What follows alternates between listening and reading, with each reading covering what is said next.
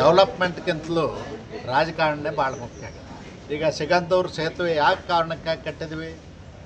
ಶರಾವತಿ ಹಿನ್ನೀರಿನಲ್ಲಿ ಮುಳುಗಡೆ ಹೋಗಿರ್ತಕ್ಕಂಥ ರಸ್ತೆ ಸೇತುವೆಗಳು ಜನರಿಗೆ ತೊಂದರೆ ಆಗಿತ್ತು. 100 ಕಿಲೋಮೀಟ್ರ್ ಸುತ್ತ ಹಾಯ್ದು ಬರುವಂಥ ಪರಿಸ್ಥಿತಿ ಇತ್ತು. ಸುಮಾರು 500 ಕೋಟಿಗಿಂತಲೂ ಹೆಚ್ಚು ಹಣ ಖರ್ಚು ಮಾಡಿ ಸೇತುವೆ ನಿರ್ಮಾಣ ಆಗ್ಯದ. ಮತ್ತು ಅದಕ್ಕೆ ಸಂಬಂಧಪಟ್ಟಂಥ ಕೇಂದ್ರ ಸಚಿವರಾದಂಥ ಮಾನ್ಯ ಶ್ರೀ ನಿತಿನ್ ಗಡ್ಕರಿ ಅವರು ಅದನ್ನು ಉದ್ಘಾಟನೆ ಮಾಡ್ತಾರೆ. ಸಂತೋಷ ಪಡಬೇಕು. ರಾಜ್ಯಕ್ಕೊಂದು ಆಸ್ತಿ ಆಯಿತು, ಜನರಿಗೆ ಅನುಕೂಲ ಆಯಿತು.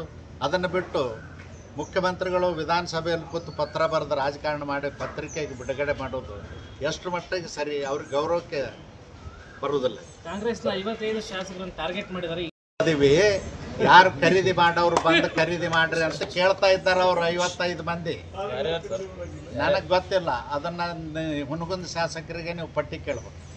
ಪಟ್ಟಿ ರಿಲೀಸ್ ಮಾಡಲು ಹುನಗುಂದ ಶಾಸಕರಿಗೆ ನಾನು ಆಗ್ರಹ ಮಾಡ್ತೀನಿ. ನಾನು ಅದೇ ಜಿಲ್ಲೆಯವ. ದಯವಿಟ್ಟು 55 ಶಾಸಕರ ಪಟ್ಟಿ ರಿಲೀಸ್ ಮಾಡಬೇಕು ಅಂತ ಆಗ್ರಹ.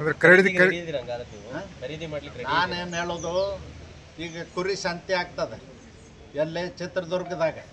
ಕುರಿ ಯಾವುದು ಯೋಗ್ಯ ಅದ ಅದನ್ನು ನೋಡಿ ಪರ್ಚೇಸ್ ಮಾಡ್ತಾರೆ. ಹಾಗೆ ಮಾಡ್ತಾರೆ. ಅಲ್ಲ, ಯೋಗ್ಯ ಇದ್ದದ್ದು ಅಂದ್ರೆ ಇವತ್ತು ಸಾರ್ವಜನಿಕ ಜೀವನದಲ್ಲಿ ಇರಲಿಕ್ಕೆ ಯೋಗ್ಯ ಇರ್ತಕ್ಕಂಥವು, ಸಮಾಜ ಸೇವೆ ಮಾಡ್ತಕ್ಕಂಥ, ಸಾಮಾಜಿಕ ಕಳಕಳಿ ಕಾಳಜಿ ಇರ್ತಕ್ಕಂಥ ಕುರಿಗಳಿದ್ದಾರೆ. ಖಂಡಿತವಾಗಿಯೂ ಖರೀದಿ ಮಾಡ್ತಾರೆ.